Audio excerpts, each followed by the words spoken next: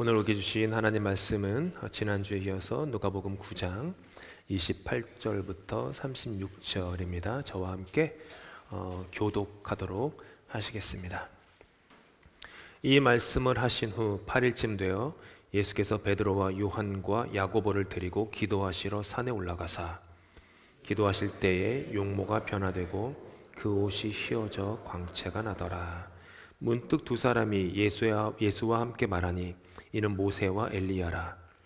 영광 중에 나타나서 장차 예수께서 예루살렘에서 별세하실 것을 말할세.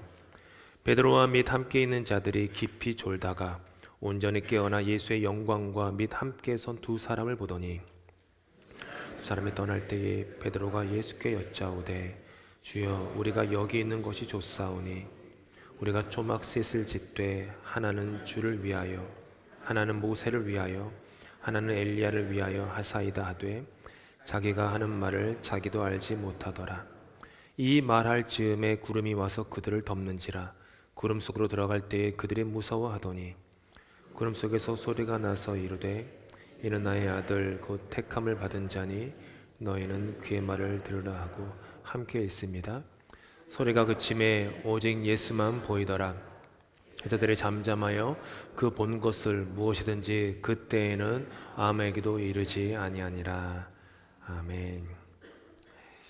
여기 있는 것이 좋사오니 여기 있는 것이 좋사오니 라는 제목으로 말씀을 나눌 때 하나님께서 우리 각자의 형편과 마음은 아시는데 그 마음들을 하나님께서 만져주시기를 기도하며 축복합니다.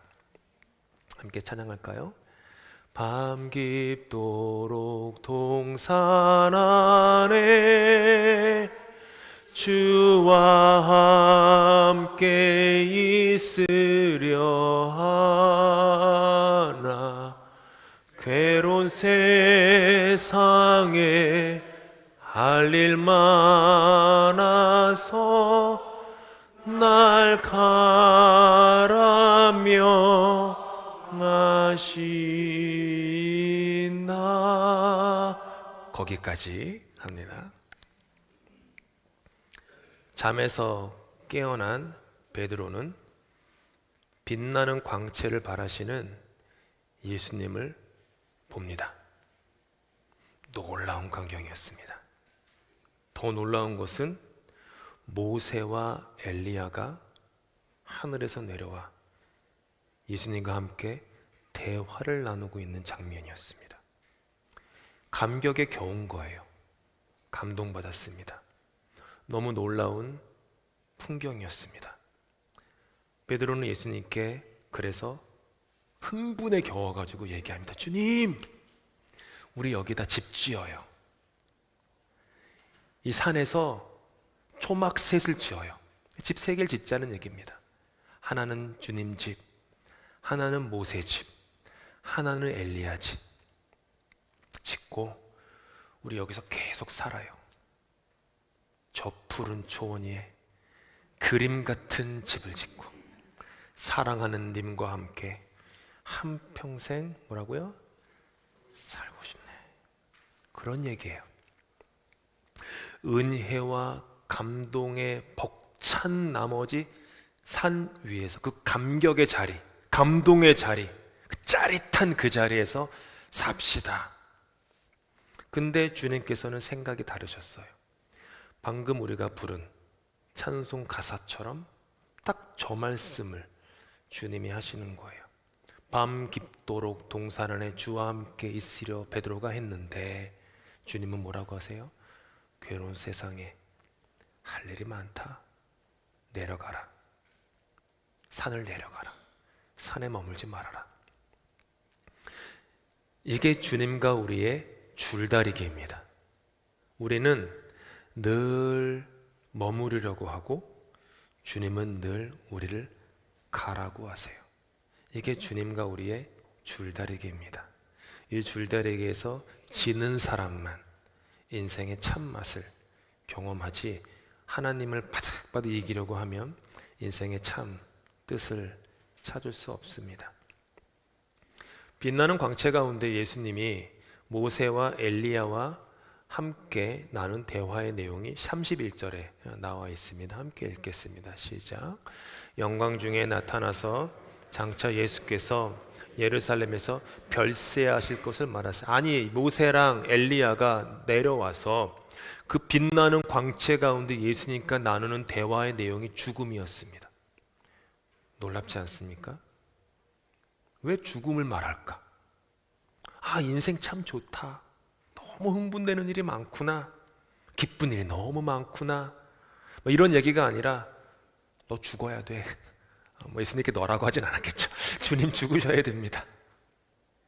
죽으셔야 됩니다. 어디에서요? 예루살렘에서. 별세라고 써 있어요. 별세.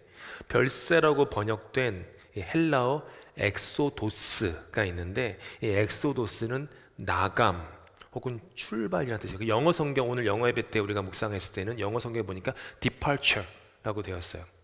토론토 피럴슨 공항에 가시면은 departure가 있고 그 arrival이 있잖아요.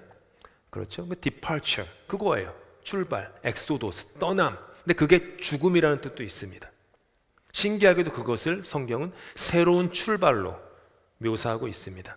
잘 아시다시피 엑소도스는 출애굽이라는 뜻의 엑소더스도 됩니다. 이스라엘이 애굽에서 나간 것은 애굽의 옛삶에 대한 죽음이었습니다. 그리고 이스라엘이 애굽에서 나간 것은 가나안 땅에서의 새로운 삶, 새로운 출발을 위한 것이었습니다. 옛것에 대한 죽음과 별세가 우리를 새로운 삶으로 인도합니다. 옛것에 죽지 않고는 새로운 삶을 살 수가 없습니다. 옛것을 버리지 않고는 새로운 것을 얻을 수가 없습니다. 전에도 말씀드렸지만 우리 아이니가, 딸아이 이름이 아인입니다. 전에 사역할 때 한 2살, 3살쯤인가 볼 때마다 우리 지금은 소천하신 그 이집사님께서 아인이를 참 귀여워하셨어요. 그래서 걔한테 이렇게 뭐 1불짜리, 2불짜리 막 손을 쥐어줘요. 그럼 얘가 그거 갖고 막, 근데 왜냐면 처음엔 돈이 뭔지 모르는데 이상하게 이 돈을 갖고 있으면 뭔가 자기가 원하는 게 생기네요. 캔디가 생기고 뭐 마시멜로가 생기고, 그러니까 이 돈의 귀한 걸 이제 알게 된 거예요. 그래서 어느 날 그 이 집사님께서 돈을 딱 줬는데 얘가 꽉 잡고 있는데 다른 집사님이 온 다음에, 집사님이신지 권사님인지 모르는데 아이네가 너무 귀여워가지고 5불짜리를 주시려는 거예요. 얘가 안 받는 거예요. 손에 쥔 이 1달러가 너무 좋으니까 이거 꽉 쥐고 나 5불 싫어요. 이게 더 좋아요. 이러는 거예요. 그러니까 제가 옆에서 보다가 야, 이 녀석아 1불보다 5불이 더 큰 거야. 이해를 못해요. 꽉 붙잡고. 근데 그 2살짜리 아이니만 그런 게 아니라 우리도 똑같습니다. 내가 쥐고 있는 이 옛것이 너무 좋다고, 이거 놓치면 나 안 돼요. 이 삶의 패턴, 이 삶의 방식을 놓치면 안 돼요 라고 꽉 붙잡고 있으니까 더 좋은 것 받지 못합니다. 옛것을 버리지 않고는, 옛것에 죽지 않고는 새것을 얻을 길이 없습니다. 기독교 신앙의 근간이 어디 있습니까? 십자가의 죽음과 하나님이 주시는 새로운 삶, 부활에 그것이 있죠. 이렇게 모세와 엘리야가 나타나 예수님과 함께 죽음에 대한 대화를 나눕니다. 그리고 예루살렘은 예수님 삶의 목적이 완성될 장소로 이렇게 나타나고 있어요.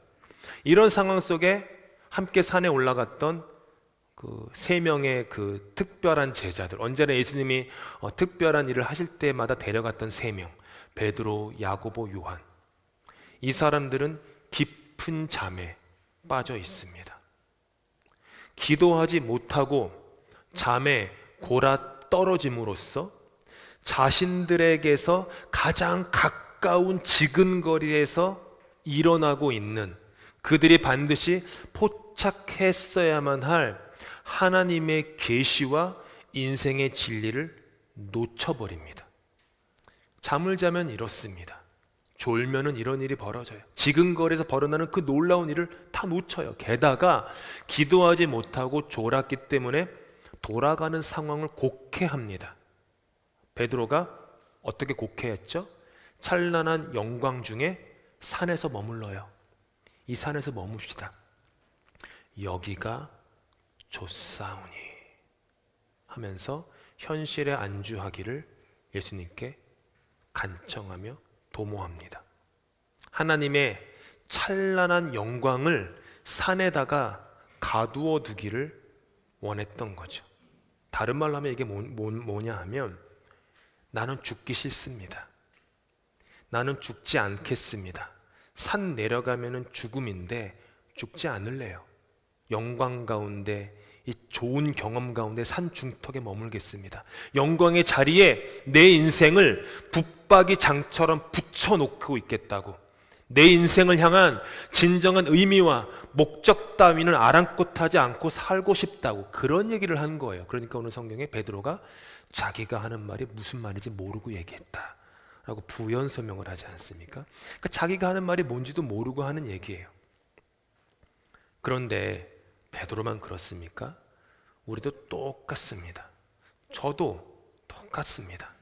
우리는 좋고 편하고 영광스러운 곳에 초막을 짓고 머물기를 원합니다. 저와 여러분은 움직임보다는 멈춤을 갈망합니다. 떠남보다는 주저앉음을 더 갈망합니다. 우리는 우리의 예루살렘을 모릅니다. 모르면서도 찾으려고 하지 않습니다. 내가 가야 할 예루살렘, 내가 별세해야만 할 그곳 예루살렘, 그리고 내가 부활할 그곳 예루살렘, 그곳을 모르거나 찾지 않습니다. 그런데 이런 우리의 연약한 인간의 본능을 아시는 하나님은 우리를 등떠미세요. 당신의 사랑하는 사람들을 등떠미세요. 성경에서 인생을 향한 하나님의 심판이 뭔지 아십니까? 하나님의 심판은 그 사람의 인생이 꼬이거나 병들거나 사고를 당하거나 재난을 당하거나, 이게 하나님의 심판이 아닙니다. 성경에 나온 하나님의 심판은 예수님의 입을 빌어 말씀드리자면 하나님이 내버려 두는 겁니다. 내버려 두는 게 심판이에요. 만약 저와 여러분이 인생 속에 하나님이 내 인생을 간섭하지 않고 편하게 내버려 두고 있다? 좋아하지 마십시오. 심판입니다. 여러분들도 만약 선생님이셨던 분이 어떤지 모르지만 기대가 있는 학생들한테는요, 귀찮게 합니다. 괴롭혀요. 자꾸 더한 것을 요구합니다. 근데 도무지 가능성도 없고 게으르고 말도 안 듣고, 그럼 뭘 합니까? 내버려 둡니다. 그게 심판이에요. 학생에게는. 하나님은 당신이 사랑하는 사람의 등을 떠미십니다. 가라고, 가라고, 귀찮게 하십니다. 그게 하나님의 사랑이요, 관심입니다. 멈추지 말고 앞으로 나아가라고 말씀과 성령으로 여러분의 등을 떠미십니다.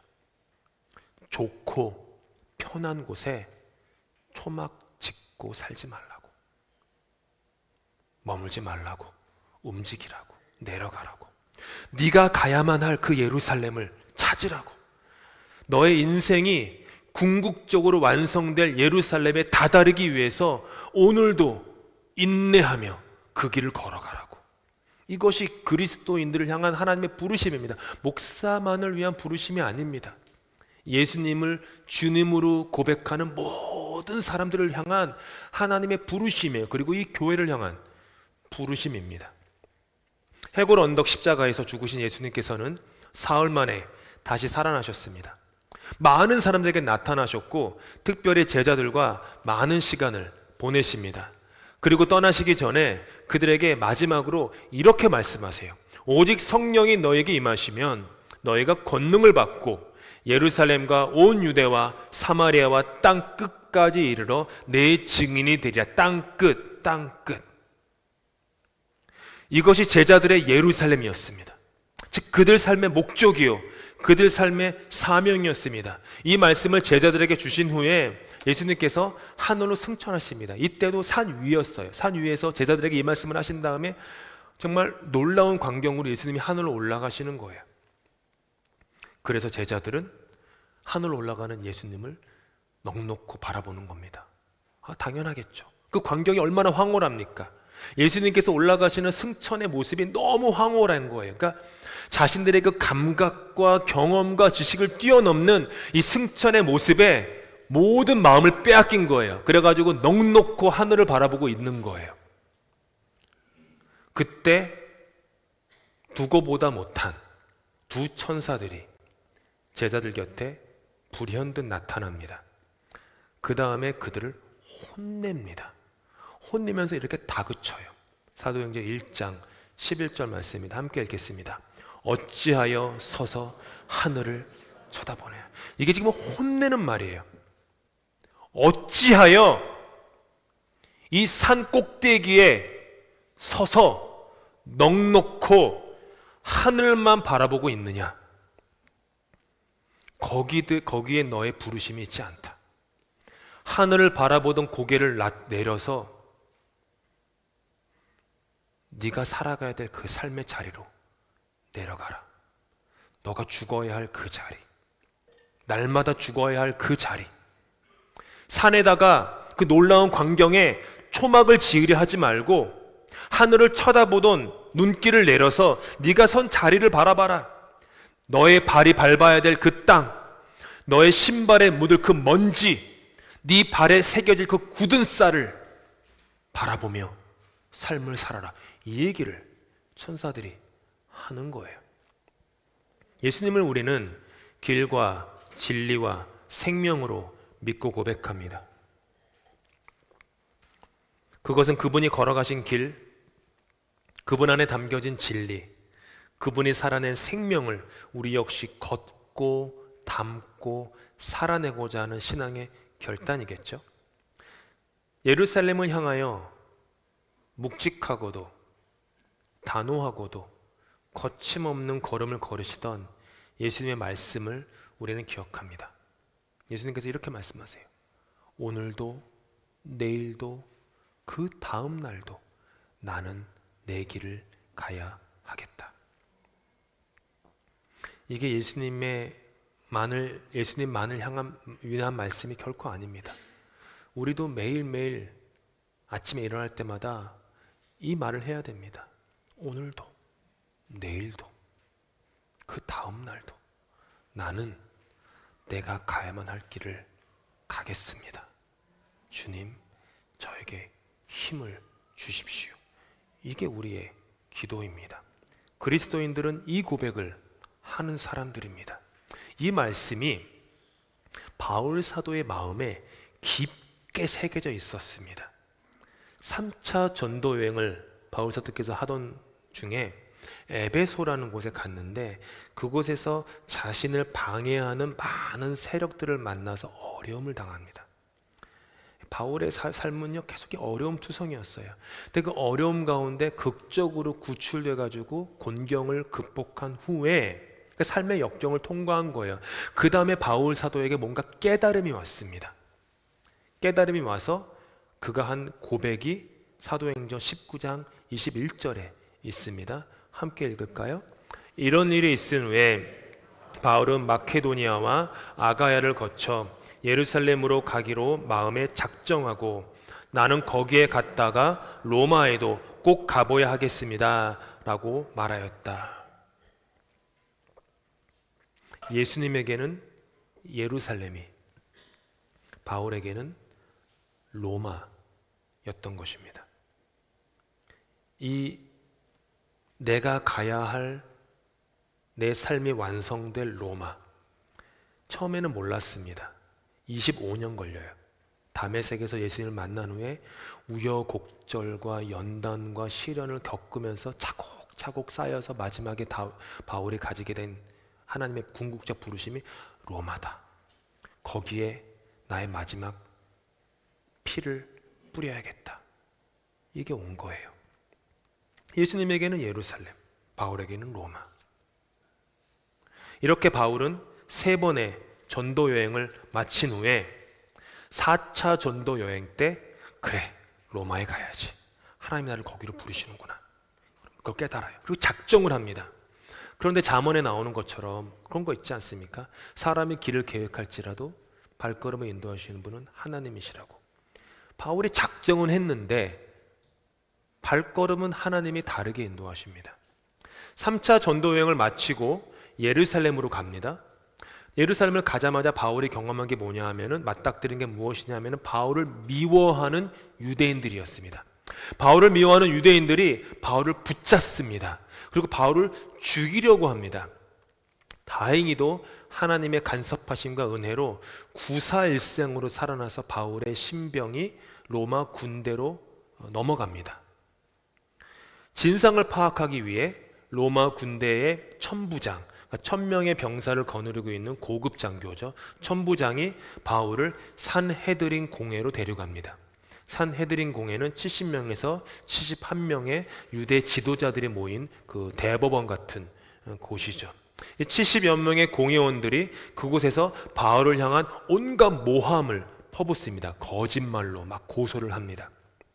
바울은 조금 더 굴하지 않고 조목조목 변론을 제기합니다. 공회원들이 흥분합니다. 흥분해가지고 막 사태가 걷잡을 수 없이 폭력 사태로 벌어져서 바울이 죽을 위험에 처할 것 같아서 천부장이 이래서는 안 되겠다 해서 바울을 그곳에서 빼냅니다. 빼내서 병영 안에 있는 감방으로 바울을 집어넣습니다. 낙심과 두려움에 빠졌습니다. 로마에 가야 되는데, 내가 로마에 가서 복음을 전해야 되는데, 내가 이제 60인데 얼마 살 날이 얼마 남지, 당시의 평균 나이가 한 40대였지 않습니까? 60이면 장수한 거예요. 바울의 입장에서는. 이제 내 살아갈 날이 연수가 얼마 남지 않았는데 내가 로마에 가서 내 삶을 완성해야 되는데, 부르심의 소명을 완성해야 되는데 감방에 있으면 어떡합니까? 낙심한 거예요. 너무 반대하는 사람들이 많구나. 너무 적이 많구나. 낙심할 때 그때 주님께서 바울에게 나타나셔서 용기를 북돋우십니다. 그날 밤에 주님께서 바울 곁에 서서 말씀하셨다. 잘 들어보세요. 용기를 내어라. 네가 예루살렘에서 나의 일을 증언한 것과 같이 로마에서도 증언하여야 한다. 바울에게 위로가 되는, 힘이 되는 말입니다. 이 말은 뭐냐 하면, 바울아, 낙심하지 말아라. 두려워하지 말아라. 내가 너를 반드시 네가 가야만 할 그곳, 너의 삶이 완성될 그곳 로마로 너를 끌고 갈 거야. 걱정하지 마. 두려워하지 마. 인생 막바지에 다다른 바울에게 마지막 사명 로마가 있었습니다. 그래서 로마에 가야 됐건만 정작 그는 차갑고 습한 감방 안에 갇혀 있었어요. 고난의 밤이 어두웠지만 그 고난의 밤이 짙을수록 빛나는 주님은 더욱더 우리와 가까이 계십니다. 그에게 용기를 북돋아 주십니다. 바울이 가야 될 길, 그가 완성되어야 할 삶을 다시 되새겨 주십니다. 용기를 내어라. 네가 예루살렘에서 나의 일을 증언한 것과 같이 로마에서도 너는 증언하게 될 것이다. 이 말씀으로 다시 마음을 다잡습니다. 그리고 바울은 얼마 후에 유대 총독이 있는 가이사라로 이송되어서 그곳에서 2년간 옥살이를 합니다. 그리고 비록 그가 계획했던 대로 자유인의 신분으로 로마에 가지 않고 죄수의 신분으로 가게 되었지만, 그 덕분에 죄수였기 때문에 수백 명의 로마 군인들이 자신을 호송했기 때문에 바울을 죽이지 않고는 먹지도 자지도 않겠다라고 하는 암살자들이 그곳에 있었는데, 로마 군인들의 호위 덕분에 바울은 죄수의 신분이었지만 무사하게 로마로 넘어갑니다. 그곳에서 가택연금과 자유인의 신분을 오락가락 6년간 하면서 복음을 전하다가 네로 황제에 의해서 참수형을 당함으로 그 삶을 로마에서 마무리합니다. 밤 깊도록 동산 안에 주와 함께 있으려 하나 괴로운 세상에 할 일 많아서 날 가라 명하신다. 여러분의 예루살렘은 어디입니까? 여러분의 로마는 어디입니까? 거기에 가고 계십니까? 아니면 산 위, 중턱 그곳에 초막 셋을 짓고 주저앉아 계십니까? 감옥에 갇혀 죽음을 기다리고 있던 안중근 의사에게 어머니 되시는 조마리아 여사께서 아들에게 쓰신 마지막 편지입니다. 장한 나의 아들 보아라. 네가 만일 늙은이 어미보다 먼저 죽는 것을 불효라고 생각한다면 이 어미는 웃음거리가 될 것이다. 너의 죽음은 너 한 사람의 것이 아니라 조선인 전체의 공분을 짊어지고 있는 것이다. 네가 항소를 한다면 그것은 일제의 목숨을 구걸하는 짓이다. 네가 나라를 위해 이에 이른즉 땀만 먹지 말고 죽으라. 옳은 일을 하고 받는 형이니 비겁하게 삶을 구걸하지 말고 대의에 죽는 것이 이 어미에 대한 효도이다. 아마도 이 편지가 이 어미가 너에게 쓰는 마지막 편지가 될 것이다. 여기에 너의 수의를 지어 보내니 이 옷을 입고 가거라. 어미는 현세에서 너와 재회하기를 기대치 않으니 다음 세상에서는 반드시 선량한 하나님의 아들이 되어 이 세상에 나오너라. 이런 편지 아들에게 쓰실 수 있으십니까? 땀만 먹지 말고 죽으라. 엄마보다 먼저 죽는다고 불효한다고 생각하지 말아라. 수의를 지어서 보내니 이 옷을 입고 죽어라. 현세에서는 너와 다시 만나지 못할 것이지만 다음 세상에서는 하나님의 귀한 아들이 되어 이 엄마와 다시 함께 다시 만나자꾸나. 안중근 의사에게는 그 감방이 그의 예루살렘이었습니다.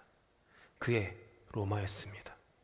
어머니에게는 아들을 그렇게 형장의 이슬로 보내는 그 자리가 자신의 예루살렘이요 로마였습니다. 여러분의 예루살렘은 어디입니까?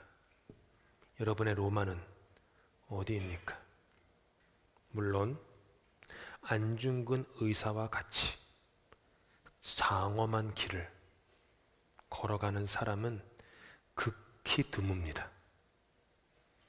극히 드물죠. 세상에 어느 누가 안중근 의사나 예수님이나 바알과 같은 삶의 마무리를 그 똑같은 모양으로 할 수 있겠습니까? 하지만 우리 모두에게는요, 우리 나름에게 주어진 예루살렘과 로마가 있습니다. 있어요. 반드시 있습니다. 그리고 그것은 내 삶이 언젠가 완성될 그 먼 미래에만 있는 것이 아니라 지금 내 앞에 오늘, 내일, 다음 주, 다음 달에도 있습니다. 지난 6월에 제가 설명을 드리려고, 구체적인 예를 들려고 그냥 제 개인 가정 얘기를 하는 걸 양해를 구합니다. 지난 6월에 여름 성경학교를 준비하는 제 아내를 옆에서 제 아내가 자기 얘기 하지 말라고 그랬는데 자꾸 자기 뭐 더블 에스프레소고 그 아이스 캡도 좋아하는데 사람들이 더블 에스프레소만 설교하는 바람에 자꾸 갖다 준다고. 자기는 그 아이스 다 좋아하는 왜 자꾸 더블 에스프레소만 갖고 오는지 모르겠다고. 괴롭다고 수정하라고 저 혼났습니다. 근데 제가 여러분 개인 사생활을 제가 알아도 설교 때 얘기하긴 그렇지 않습니까? 제 얘기를 할 수밖에 없어요. 가족의 그 고통이죠. 근데 지난 6월에 여름 성경학교를 준비하는 6월에 아내를 보니까, 곁에서 보니까 매주 말도 안 되는 시간을 쓰더라고요. 정말로 제가 시간을 계산해 봤어요. 옆에서 말도 안 되는 시간을 일주일에 쓰고 있더라고요. 근데 한마디도 불평을 안 하는 거예요. 불평할 만도 한데. 그 모습을 보면서 저는 다짐을 하나 했습니다. 6월 달에 제가 어떤 다짐을 했냐 하면, 여름 성경학교가 본격적으로 준비되는 6월부터 진행되는 7월 끝날 때까지 나는 이 교회의 담임 목사가 아니다. 이렇게 다짐을 했어요. 제 스스로. 나는 담임 목사가 아니라 교육 목사다. 그래서 교육 목사의 모자를 써야지. 그렇게 다짐을 했어요. 그리고 그렇게 했습니다. 제 아내가 고마워하더라고요. 덕분에 아침에 저희들은 이제 교회 아침마다 나올 때 차에서 기도를 하고 나갑니다.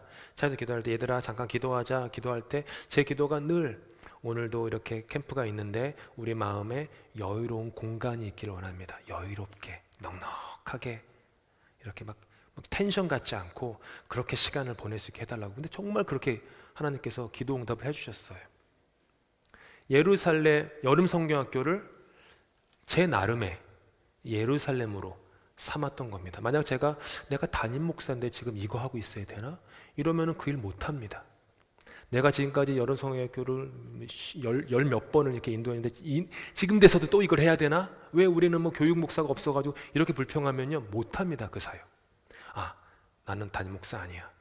교육 목사지. 제가 지금 말을 순화해서 교육 목사라기 전 전도사로 생각하고 했습니다. 예루살렘이었던 거예요.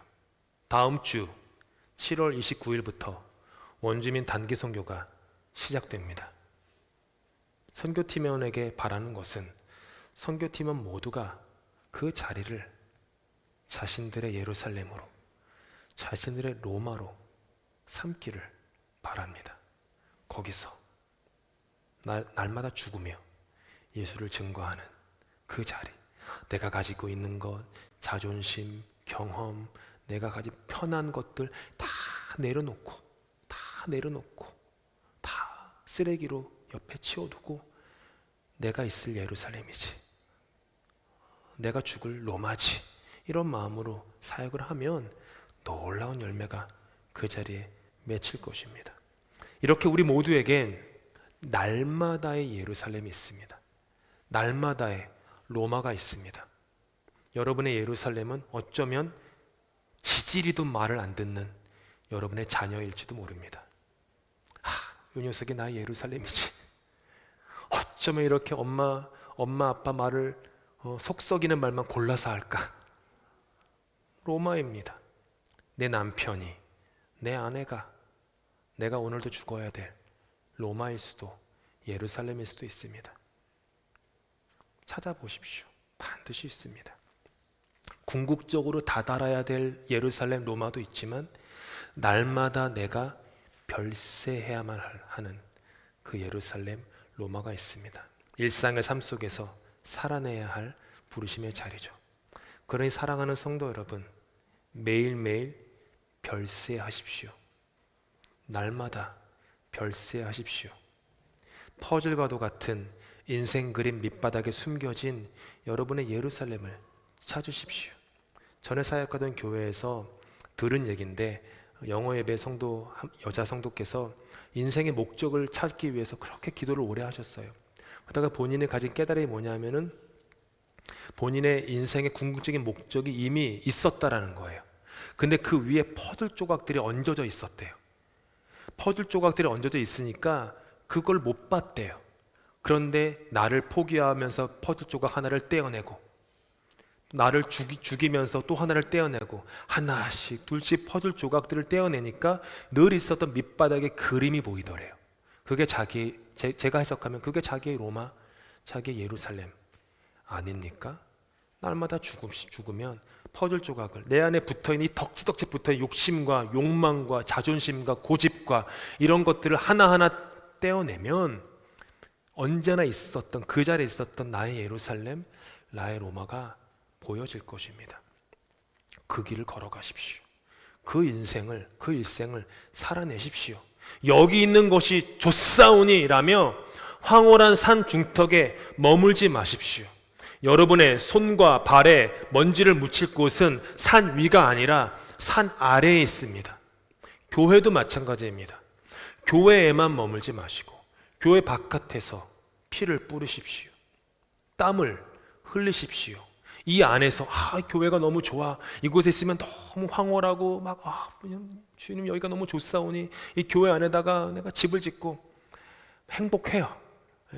여러분, 세상에서 이렇게 뭔가 자기들만의 작은 그 종교 그 그룹 안에 있는 사람들이 행복하지 않을까? 행복합니다. 그 안에 있으면 행복해요. 이단도 행복합니다. 그 안에 있으면요. 얼마나 서로 간에 이 쫀쫀한 이 애정이 있는데요. 근데 우리의 자리는 그곳이 아닙니다. 바깥에 있습니다. 저는 목사이니까 제 예루살렘과 로마는 교회 아니에요. 근데 여러분은 목사가 아니지 않습니까? 여러분의 땀과 피를 흘릴 곳은 바깥에 있는 거예요. 저의 목적은 여러분을 바깥에 보내는 겁니다. 여러분의 가정 속에, 일터 속에, 삶 속에, 그곳이 여러분의 예루살렘이요, 여러분의 로마 아니겠습니까? 그곳이 여러분이 별세하고 날마다 부활할 자리입니다. 잊지 마십시오. 혼자 그 길을 걷지 않습니다. 주님께서 약속하셨습니다. 볼지어다 내가 세상 끝날까지 너희와 항상 함께 있으리라. 아멘. 세상 끝날 여러분의 예루살렘에 이르기까지 주님께서 항상 함께 하십니다. 길이 막힐 때 낙심하지 마십시오. 고속도로를 달릴 때 교만하지 마십시오. 좌절하지도 마시고 포기하지도 마시고 날마다 말씀에 순종하며 믿음의 길을 걸어 가십시오. 그리고 각자의 예루살렘을 향하여 오늘도 묵묵히 순종하며 믿음으로 걸어가고 있는 서로를 위해서 격려해 주십시오. 응원해 주십시오. 그리고 손잡고 함께 그 길을 걸어가십시오. 산 중턱에 머물지 마십시오. 산 아래로 내려가십시오. 괴로운 세상에 할 일이 참 많습니다. 기도하시겠습니다. 우리를 부르시고 또한 우리를 보내시는 주님, 여기 있는 것이 좋사오니라며 익숙하고 편안한 곳에 안일하게 머무르려 하였던 우리 신앙의 게으름을 용서하여 주시옵소서. 주님께서는 우리 모두에게 각자의 예루살렘을, 각자의 로마를 주셨습니다. 나 자신이 아니라 이웃의 유익을 위하여, 내가 짓는 성벽이 아니라 하나님의 나라를 위해 나를 부르시는 나의 예루살렘으로, 나의 로마로 오늘도 내일도 그 다음 날도 믿음으로 걸어가게 하시옵소서. 예수 그리스도 이름으로 기도합니다. 아멘.